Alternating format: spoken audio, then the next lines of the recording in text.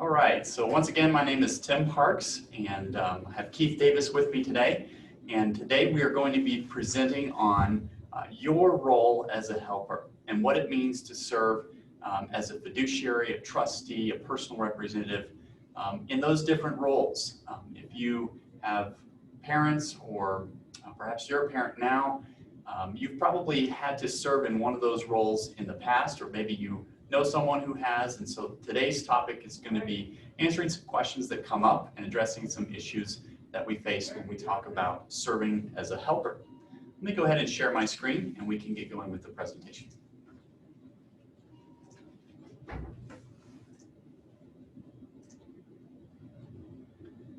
All right.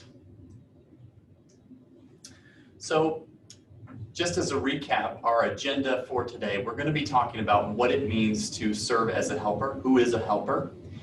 And with that, we will discuss the statutory definition of what a fiduciary is. And then what does it mean to act in good faith? Then we're going to take a look at some specific types of roles that you may be required to serve in on behalf of someone else, such as a trustee, a personal representative, executor, executrix. You may be called to serve as a general durable power of attorney, a GDPOA, or a healthcare power of attorney, HCPOA. We'll finish up with what is your authority, what is your liability, compensation. We have some frequently asked questions, and then we will conclude. Just as a forewarning, today's presentation is a little bit lengthier than normal because we do have a lot of area to cover in this particular topic. But we hope that it will be helpful to you and that we'll answer some questions that you may have. We always like to start, because we do a lot of estate planning, with the definition of estate planning. I want to control my property while I'm alive. I want to take care of me and my loved ones if I become disabled. And I want to give what I have to whom I want, the way I want, and when I want. Furthermore, if I can, I'd like to save every last tax dollar, professional fee, and court cost that's legally possible. A lot of times people don't think about disability when we're doing estate planning. And so oftentimes helpers come into play when we're talking about assisting with somebody who might be disabled. That might mean they're not able to manage their property or their finances. It may mean they're not able to manage their healthcare needs, etc. And we'll talk about that in different roles. Okay, so starting us off today, we like to just make sure we are all on the same page with who we're talking about when we discuss the role of a helper. Who is a helper? And our definition right there says that a helper is anyone who assists you or your loved ones in managing your affairs or making decisions for you. This includes decisions about your finances and about your general well-being. Of course, if you cannot make competent decisions yourself, your helper makes those decisions for you. And so that's how we broadly define that term, helper. Who picks your helpers? Well, if you refer to the previous slide on the definition of estate planning, you do. You do the job of picking your helpers. And if you don't ever get around to doing it, then the court will pick those roles for you if something happens to you. When do your helpers serve on your behalf? It depends on the authority that you give them, but very commonly it's on your disability or at your death. And we have different kinds of helpers. Oftentimes we have informal helpers and we have formal helpers. In our day-to-day life, we kind of rely on our family and friends for advice and decision making. And that's kind of informal helpers. We're going to talk more today about formal helpers, but all of us rely on the opinions of others when we are acting. But we're going to talk more about formal helpers today, but informal helpers are a big part of everybody's life. Exactly. You've probably at some point heard the term fiduciary. Who is a fiduciary? What does that word mean? Well, this is the statutory definition of the term fiduciary, and I've underlined some specific roles to let you know whether or not you are a fiduciary. If you're serving in one of these roles, you are, but the last underlined portion is very broad. So notice the underlined first one there is trustee, could also be an executor or a personal representative, an administrator, a guardian or a conservator. And then look at the last underlined portion there. It says, or any other person acting in a fiduciary capacity for any person, trust, or estate. That's a pretty broad definition, and I think the purpose there was to be pretty much all-encompassing. And then, so just to kind of put it in a little bit more understandable terms, I copied the definition from a website called Investopedia, and it says a fiduciary is a person or organization that acts on behalf of another person or persons to manage assets.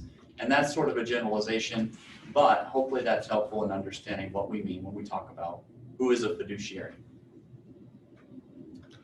Title 15 of the Colorado Revised Statute speaks to the specific responsibilities that fiduciaries have. And these are defined in statute. They need to consider the Uniform Prudent Investment Act, the Colorado Uniform Custodial Trust Act, the Uniform Trust Code, and the Probate Code. The essence of all of these is fair dealing and good faith. And what is a breach of fiduciary? And that's if an interested, what comes up typically if an interested party brings a claim against the fiduciary for not fulfilling their responsibilities as a fiduciary. Prominent ones include embezzlement, fraud, commingling, improper distributions, or conflicts of interest. Others might include failure to provide information to beneficiaries, failing to act, or failing to make the best use of an asset. When you look at those first four statutes up there, a fiduciary, if they are acting in a trustee or an agency capacity, they have the obligation to act prudently in investing. That might mean not to have concentrated investments. Colorado Uniform Custodial Trust Act, that's if you are managing the funds of a minor typically or an infirm person. And the trust code and the probate code are very detailed in different responsibilities that might come up over a period of time in managing somebody's estate or trust. Correct. And Keith, you mentioned good faith, which is a great segue into our next slide there. What do we mean when we talk about acting in good faith? We define this in all of our documents when we do drafting, when we create legal instruments. It says a fiduciary is acted in good faith if, and just look at these bullet points here. It says an action or inaction is not a result of intentional wrongdoing. The fiduciary did not make the decision to act or not act with reckless indifference to the beneficiary's interests, and it does not result in an improper personal benefit to the fiduciary. And then just sort of a good general question to consider if you're serving in this role. How do you know if you're acting in good faith? Well, was it in the best interest of the principal? When we use the word principal, we're referring to the person or the trust that you're acting for. So if you're acting for mom or dad, was it in the best interest of mom or dad? If you're acting for your brother, was it in the best interest for your brother, the principal? Disability is more common than we think, or many think. It may be disability in the context of managing your person. It may be in the context of managing your finances. 1 in 7 people aged 35 to 65 can expect to become disabled for 5 years or longer. And from a financial standpoint, we say you're not able to manage your disability if you're no longer able to effectively manage your financial affairs or property due to age, sickness, to decrease, illness, cognitive decline. And when we think about how do we determine when disability is met, if you have a trust plan, we might use a disability plan panel of selected people by you, whose judgment you rely, or you might have some triggers in there, such as 2 licensed physicians sign a certificate saying you're not able to manage, a court determines you're not able to manage, or you've disappeared for a period of time, at which time somebody needs to come over and manage. When someone does need to manage your disability, there's generally 3 ways to do it. The first way you're probably familiar with, and perhaps you've served in this role before, is by using a general or financial durable power of attorney. In this situation, the principal appoints an agent to act on the principal's behalf. And that gives the agent the authority that they need to make decisions for the principal if they're disabled. However, one of the limitations to this, and it's a rather severe limitation, is that the agent cannot overrule the principal's decisions. So if mom or dad is incapacitated or disabled, and I'm acting on mom or dad's behalf, and they start to make irrational decisions themselves, such as picking up the phone every time a telemarketer calls or calling every TV commercial ad, I don't actually have the authority as the agent to limit them in that way or protect them from squandering their assets in that way. As the agent, I don't have the authority to overrule the principal. There's also usually limitations on instructions. We already talked about the authority, the effectiveness, tax planning, and more. We're going to talk a little bit more about the role of a power of attorney in detail. We just want to pause for a second on disability to discuss the ways to manage disability as we get to those roles. Another way that you may serve in someone's life in managing their disability is by the appointment of a conservatorship. And there, the court appoints a conservator to act on someone's behalf who's incapacitated. If it's you that's incapacitated, you lose control, and it's often contentious. And there's also strenuous reporting requirements. This is usually not an ideal situation. However, it does come up sometimes and is unfortunate. Tim, the other part of that is sometimes we actually use a guardianship if we need to have the court appoint a guardian to manage the person. Conservatorship usually refers to managing the person's assets. That's right. The third way that we've listed there for managing financial disability, which is a good point, is by using a revocable living trust. And we'll talk about serving in the role as a trustee. However, just the really basic function of this is that you, as the initial trustee, set the standards for disability, and you appoint a backup trustee or trustees if you become disabled. Once those disability standards are met, then your backup trustee can step in and manage the assets of the trust with the authority and the discretion that they need to protect you and to protect your wealth. So we pause for just a second to discuss disability management as we take a look now at some of the roles that come up. These are the most common fiduciary roles as trustee, agent under a general durable or a general power of attorney, agent under a healthcare power of attorney, a personal representative on an estate that's sometimes called, in some places, executor or executrix, a conservator managing a person's assets if they're incapacitated under court order, or a guardian who is managing the person's person. So let's jump into the first one there. It says the role of a trustee. Who's a trustee? Well, broadly speaking, a trustee is a person or entity who serves on behalf of a trust. Another way to put this is someone or some entity who is in charge of the trust. This could be either during the grantor's life or upon the grantor's death. So it could be during disability or upon death. The job of a trustee, very simply put, is to follow the terms of the trust. Now, it's very easy to say that. We'll take a look at some of the details of what that may look like in just a second. When the terms of the trust are not clear, perhaps it was an oral trust or something like that, then state law fills in the gaps, meaning that they provide terms for unknown circumstances or unplanned circumstances. And then recall that a trustee is considered a fiduciary, and that was one of the things we talked about on the slide, defining who a fiduciary is.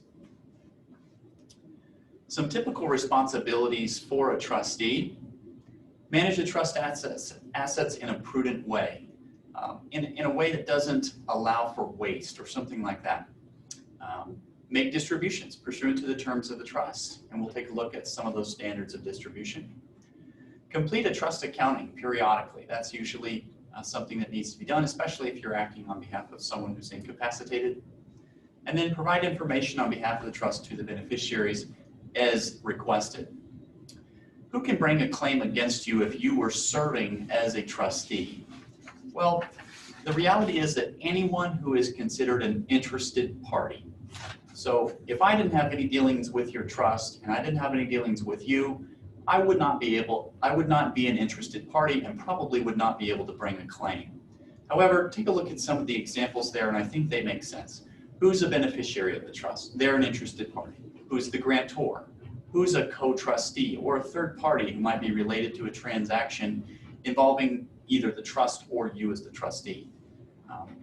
Keep in mind that usually a trustee is not personally liable while acting as trustee unless they signed individually, were acting in bad faith, or committed a breach of fiduciary duty. And again, we talked about what that means in a previous slide.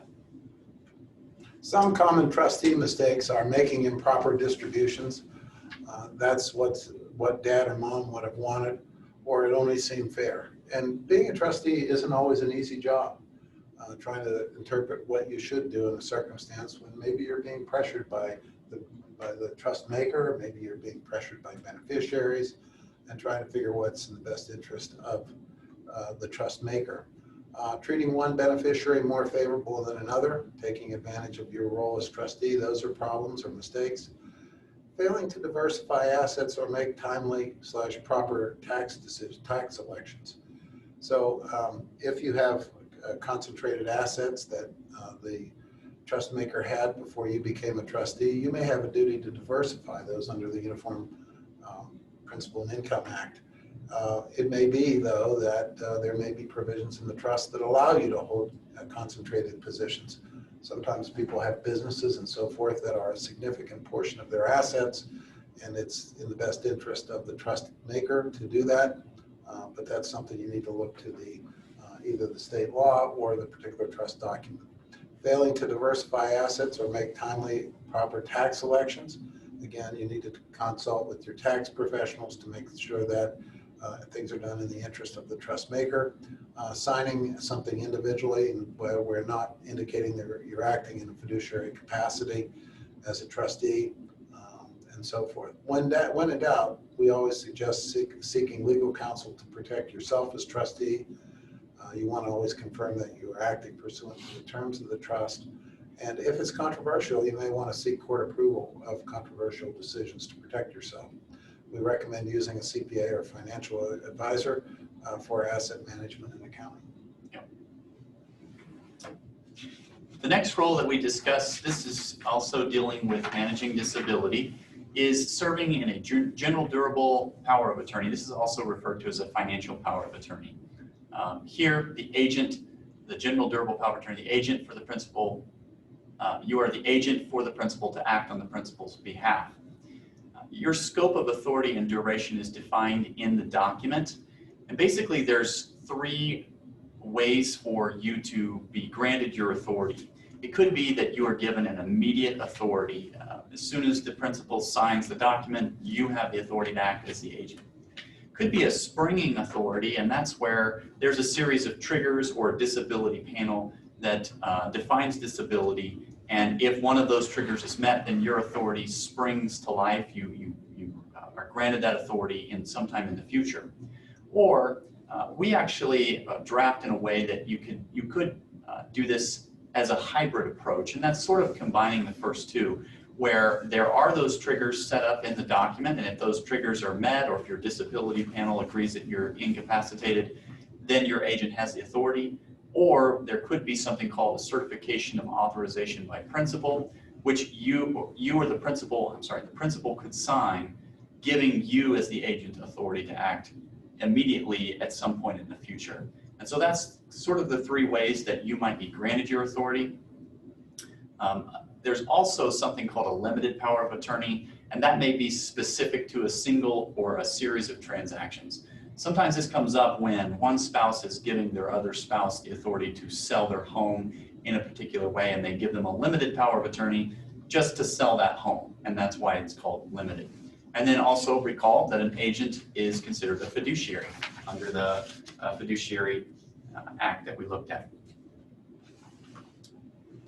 General durable power of attorney, also sometimes referred to as a financial power of attorney or a general power of attorney, is typically set up for someone to manage the finance and affairs of someone outside of a trust, or if you don't have a trust plan, if you have a will plan. Typically things outside of a trust that might need to be managed by an agent might be retirement plans, might be installment sale contracts, might be annuities. And so those are things that, even if a person has a revocable trust, are often handled outside of the trust by the agent under the power of attorney. In these circumstances, the scope of authority should be broad enough to handle anything necessary, and that's a key element in determining the terms of the power of attorney. How broad do you want it to be? General responsibilities may include paying bills, managing investments, handling real property, taking required minimum distributions, managing mail, caring for pets, and so many things more.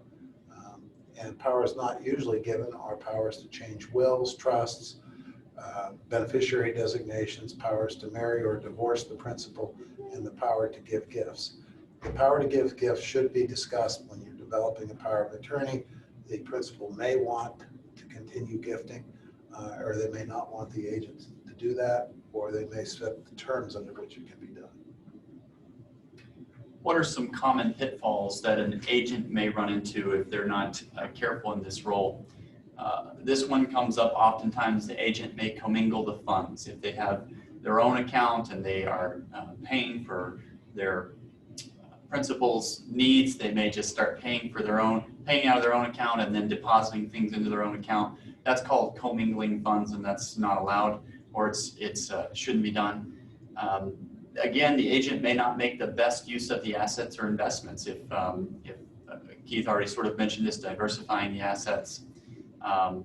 There may be a failure to check with the principal on decisions. Just because someone has granted an agent authority to act, it doesn't mean that the agent should not try to confer with and discuss things with the principal. And they certainly should. And so that might be a pitfall if they just start making decisions on their own. And then this one's a big one, is the power of attorney is not up to date or the disability standard is not met. However, the most common problem, which Keith alluded to in the last slide, is that the agent does not have the appropriate authority to act in a certain way. If your power of attorney is not drafted to cover enough of the assets that may come up in your situation, you may want to consider revisiting that to make sure that everything is accounted for.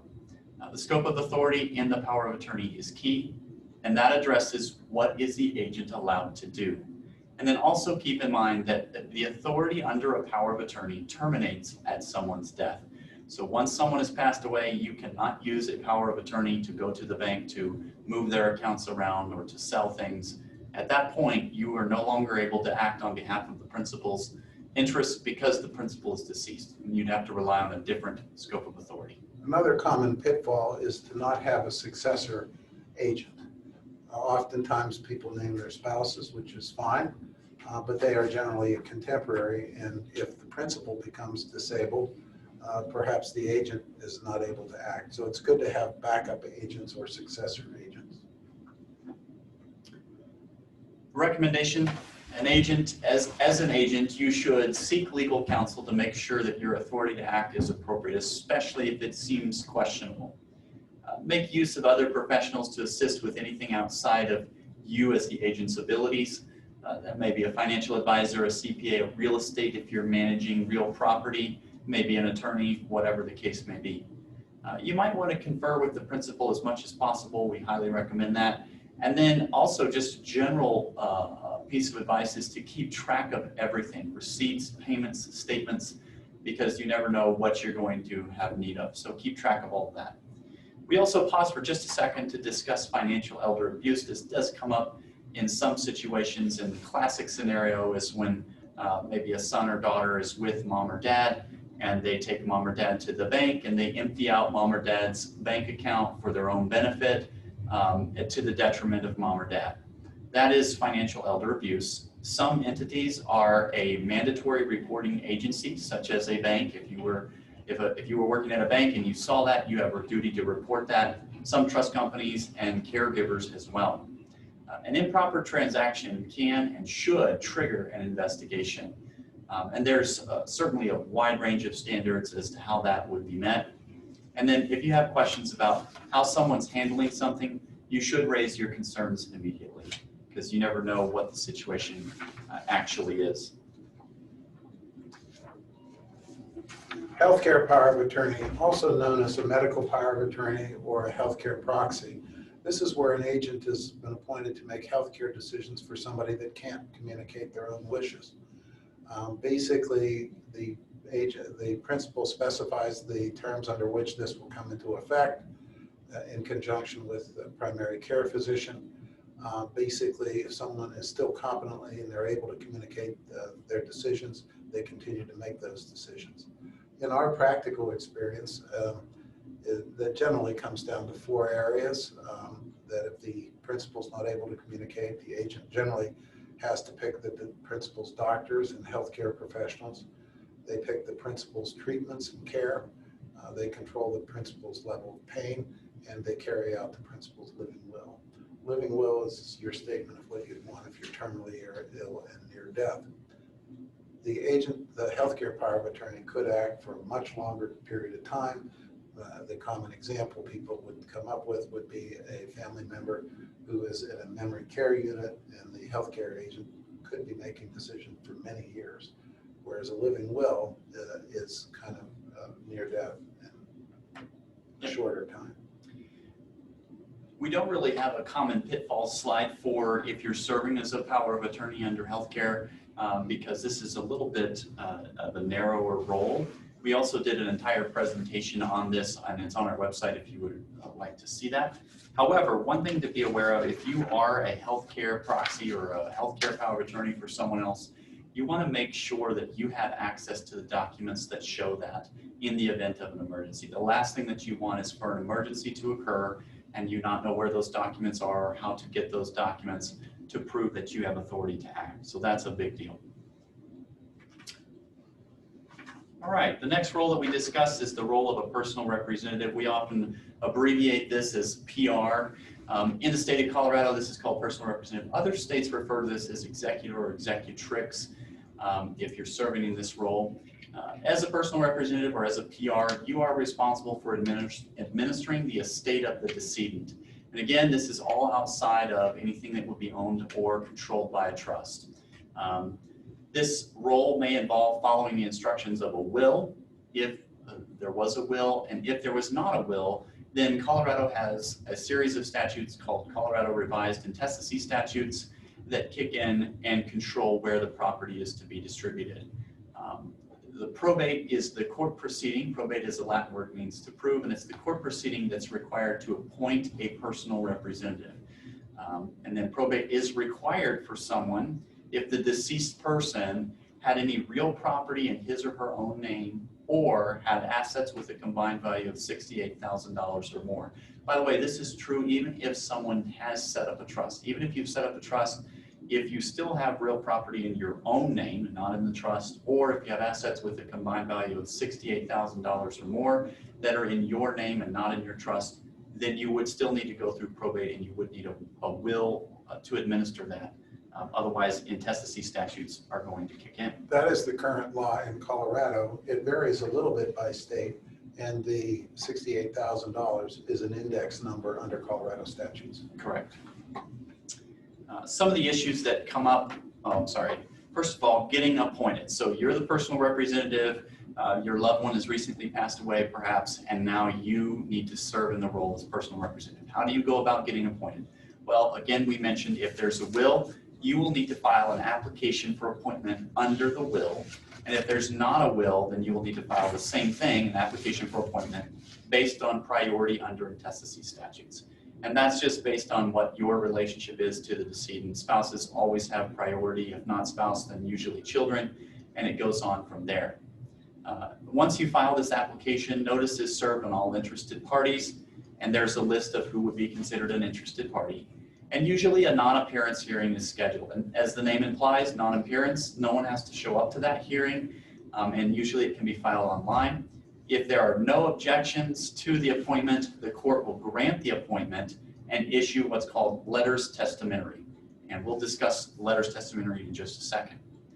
So this is kind of the general process. Obviously, there are some issues that could arise when you're seeking appointment. First of all, what if two people are appointed as the personal representative, or under the intestacy statutes, what if the children are supposed to be the personal representative and there's 2 or 3 children? Well, if that's the case, then either all of them will need to agree to the appointment, or one or more of them will need to resign from that appointment. And you have flexibility to discuss that and to figure out what your objective is and figure that out. What if someone objects to the application for appointment? Believe it or not, this comes up with some regularity. In that case, the matter is usually set for a hearing by the court that you filed the application in, and both sides can submit sort of their statement or their arguments. The court may decide the matter at the hearing, or may set the matter for another hearing to follow up and to see if things can get resolved on their own. keep in mind that all of this objection, the process can take time, even months is what we have seen, and it can create high legal fees, both by the personal representative and by the person objecting. So this is usually a situation you want to try to avoid. And then another question that comes up is, well, what if no one is willing or able to serve? In that situation, the court does have the flexibility to appoint a third-party administrator, and usually that's just an attorney that's appointed by the court to administer the estate. Your responsibilities as the personal representative, broadly, you follow the terms of the will, or if none, you follow the order of intestacy. You collect the assets, you pay off or settle all estate liabilities or claims against the estate. You may have to determine the validity of those claims. You have to file any income tax returns or estate tax returns that relate to the decedent. You'll have to prepare an inventory and accounting for estate assets if anybody asks. And you may make required distribution to the estate's beneficiary, and you petition to close the estate. Common issues that come up: the personal rep fails to file notice to creditors to cut off unknown creditors' claims. This can delay distributions for up to 1 year after the date of death. If the proper notice is filed for unknown creditors, it's possible to cut those creditors off at about 4 months, if not 1 year. Personal representative may fail to complete or create an inventory or accounting. Perhaps they commingle estate funds with personal funds. Personal representative doesn't keep receipt for payments made on behalf of the estate. Personal representative makes distributions before creditor claims are satisfied, or the personal representative makes informal distributions outside of the will or what intestacy allows. Again, intestacy is the state law that applies if there is no will. Our recommendation, if you are serving in the role as a personal representative, is first of all, seek legal counsel for assistance navigating the court process and your responsibilities. A good attorney should be able to outline the details of your responsibility, what the estimated cost would be, and the process that will be involved in it, as well as the time period that's involved. We also recommend that you keep detailed records of everything: receipts, bills, mail, inventory. If you're making a distribution to a beneficiary, we usually recommend that you have a beneficiary sign off on that distribution, sort of like signing a receipt that they received that distributions. And in fact, we call it a receipt and release. You will need to carefully analyze claims that are against the estate. And the recommendation there is don't just pay a bill that you've received. We actually had a situation where someone filed a claim against my client. However, the notice to creditors period had already run, and so we informed that creditor that their claim was cut off and they were not able to make a claim. In that case, if the personal representative had just paid that, that would have been an improper distribution because that creditor did not have a valid claim. You do want to make sure that all bills are accounted for before making significant distributions. This kind of speaks for itself, but you're not going to want to go and ask for money back from a beneficiary because another claim came up. If you've made distributions, you don't want to have to ask for that money back. And then really another one that is a lot more significant than people consider is to be cautious with personal property, as it is often the sentimental items that cause the most contention. So be careful about that. Don't just make a distribution of a plate set out of the estate because you know that they wanted the plates. Well, you need to make sure that you're handling those correctly. Guardianships and conservatorships. Again, often these are combined, meaning that the same fiduciary acts both as the guardian and the conservator, but they do have different responsibilities. The guardianship cares for the well-being of the person. That might be determining the medical care that they receive. That might be determining where they stay. If it's necessary for somebody to go into assisted living or a nursing home, the guardian makes those decisions. And conservatorship manages the finances of the person. And it's typically somebody where they didn't have a power of attorney, or they didn't have a living trust, nothing's been done, and a family member or interested party, neighbor or whatever, petitions the court to get assistance for somebody to manage their funds. Typically, it's done through a court proceeding for minors or for incapacitated persons. And if somebody doesn't have, becomes incapacitated and does not have a power of attorney, disability trustee, appointment of guardian and a conservator may be necessary. Going through the process a little bit, if you are required to serve in this role as a guardian conservator, I've abbreviated it there, GC. As GC, you may be appointed by a testamentary document for a minor. In other words, it could be in a will that says, on my death, this person is to be the guardian or conservator of my children, as long as they're minors. And if there's not, then any party can petition for appointment of a guardianship conservatorship. The process is that a petition would be filed with the court. And of course, you have to state the reasons for the need for that in the petition. All interested parties are served notice. And again, there's a list of who's considered an interested party, but especially the respondent. The respondent is the person for whom the guardianship or conservatorship is necessary. The court will appoint a court visitor who acts as the eyes and ears of the court. They go out, they interview all of the parties, they collect all that information, and then they report back to the court what they found. Then the court will hold a hearing where all interested parties can be present.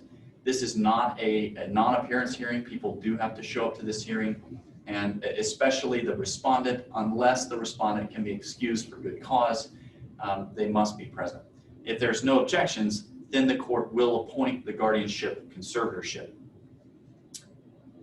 As guardian or conservator, you will have complete control over the assets and well-being of the incapacitated person. And that's what Keith was mentioning as far as what your responsibility would be.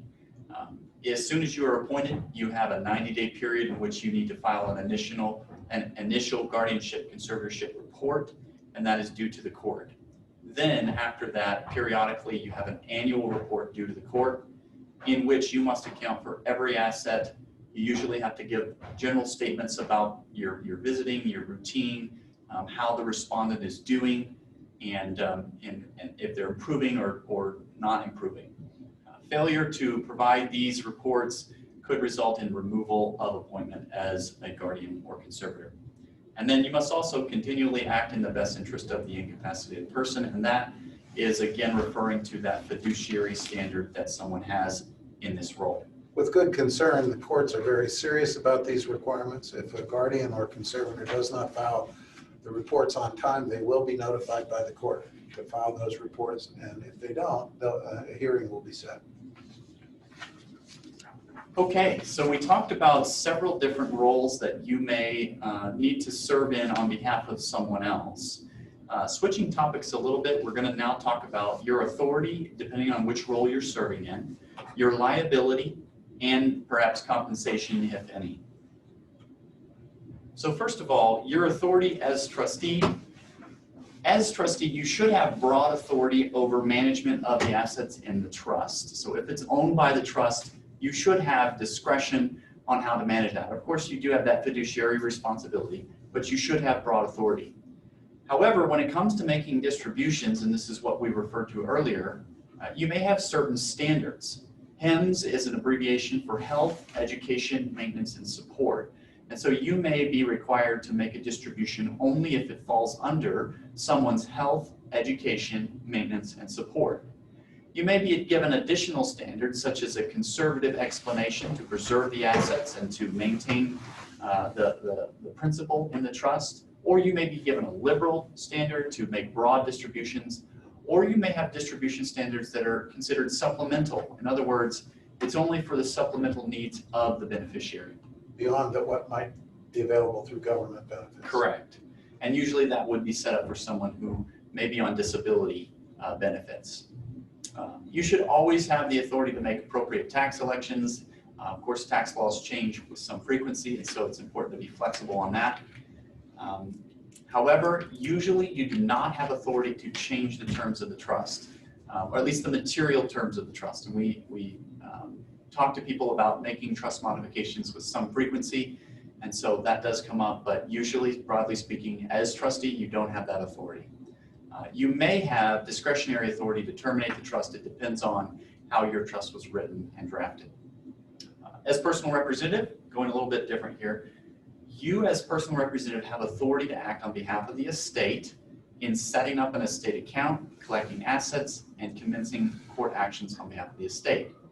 That is what you use the letters testamentary for. That is your statement by the court that you have that authority. You should also have authority to liquidate assets without court supervision. You should have authority to make relevant tax elections, such as portability or disclaiming property. And you should have authority to make distributions from the estate to pay for bills and distribute assets to the beneficiary. Sometimes what we'll see, however, especially if beneficiaries disagree, is you have what's called a supervised administration. And that's a situation where you as a personal representative are basically being supervised by the court. And so anytime you want to make a significant a significant decision on behalf of the estate, you would need court supervision and approval. That can be a very cumbersome thing. And so usually people try to avoid that if they can, because they're constantly having to go back to court to request permission for making decisions. But sometimes that does come up.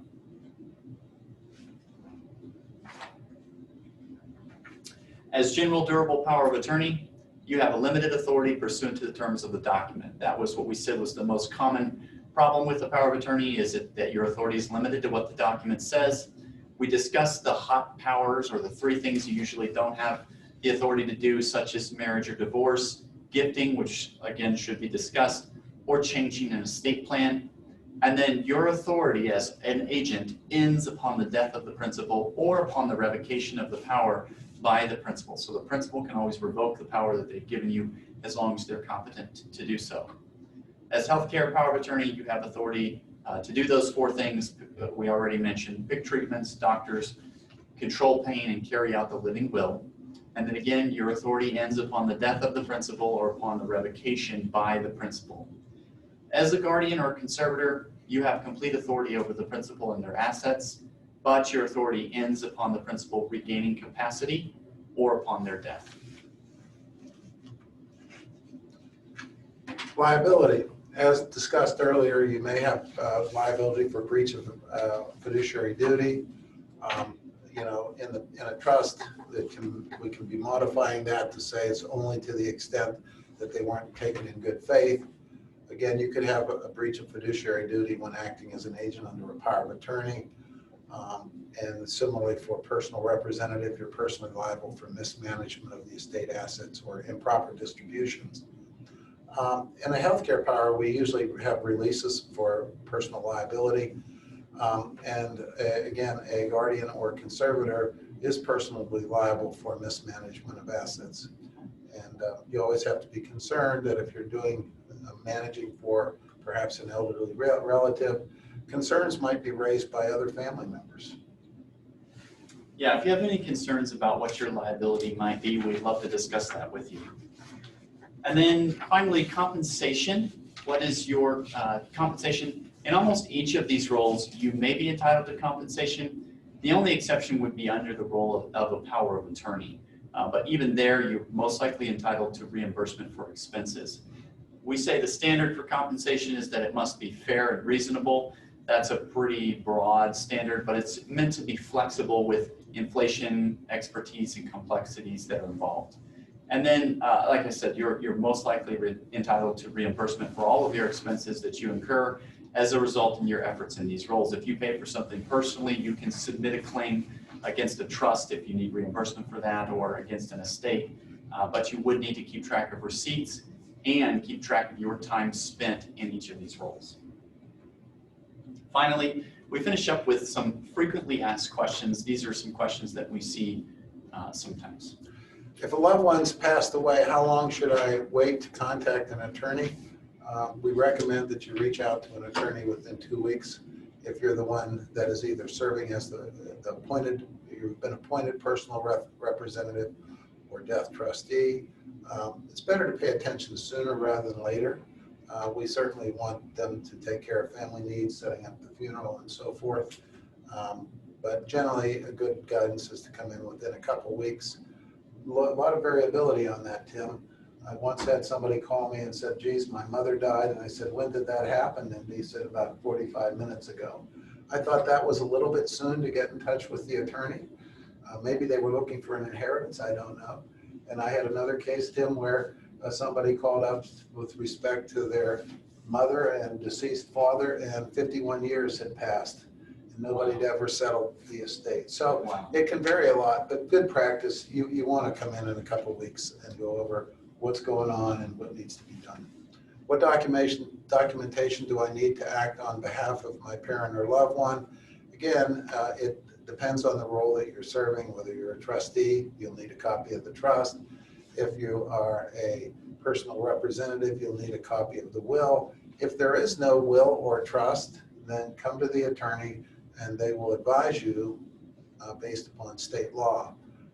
But again, one of the common misconceptions is that you can continue to act with the power of attorney. You cannot, because when the principal dies, the agency dies, so the power of attorney cannot be used after death.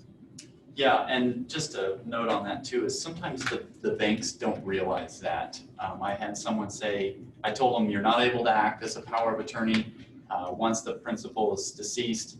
And they said, well, that's not true. I took my power of attorney to the bank and I was able to close out the account and get all the money. And I said, well, the bank probably made a mistake there unless there was some authority granted with the bank that I didn't know about, because banks don't always catch that. They don't realize that, that's how you're acting. So it is true you're not able to act in that role. Sometimes banks will not understand that.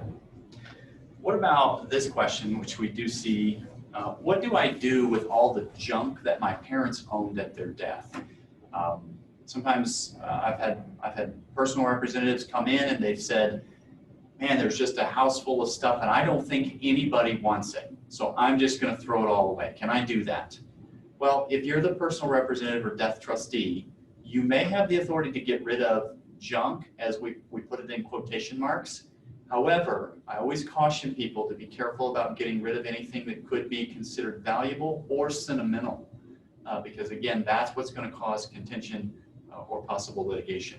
And many wills or trusts have a reference to a personal property memo that the decedent could do or could have done prior to death that specifies where their family photo, where their tangible personal property goes. Personal property is any property that's not real estate. Tangible personal property is anything that's not real estate that you can touch. So state law allows people to do a tangible personal property memo. So before you throw away any quote junk, you want to look for a tangible personal property memo to see if the decedent had directed that their special stuff, tangible personal property, goes to a particular person or persons. It's very common to say in that if I didn't do the tangible personal property, my personal property shall be distributed to my spouse if living or to my children equally. So you need to look and see what there is there. But in some cases, it is that the cost of that the junk has no particular value, in which case the personal representative could arrange for an estate sale or the distribution of those assets to charity if there's no value to them. And then it's almost, every time we meet with someone, this question almost always comes up, and that is, how long do we estimate that this is going to take if you're administering a trust or an estate?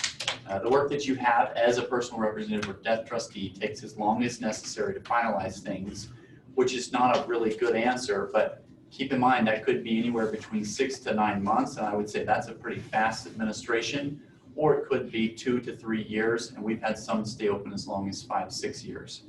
So it just depends on the work that is involved, and it depends on, oftentimes it depends on whether or not you're using a trust to administer affairs or whether or not you're using a will. That can be a big factor as well because of the probate process. A lot of it has to do with the nature of what the decedent owned. We have one right now where the decedent was a participant in an employee stock ownership plan, and under the terms of the plan, the decedent's estate can't collect all of those assets but for over 5 equal payments over 5 years. So that's actually a plan that will have to stay open because the decedent had the ESOP plan payable to their estate. And that was probably not a good decision to have it payable to the estate rather than individuals, but that estate will have to stay open to collect those payments. So it just depends.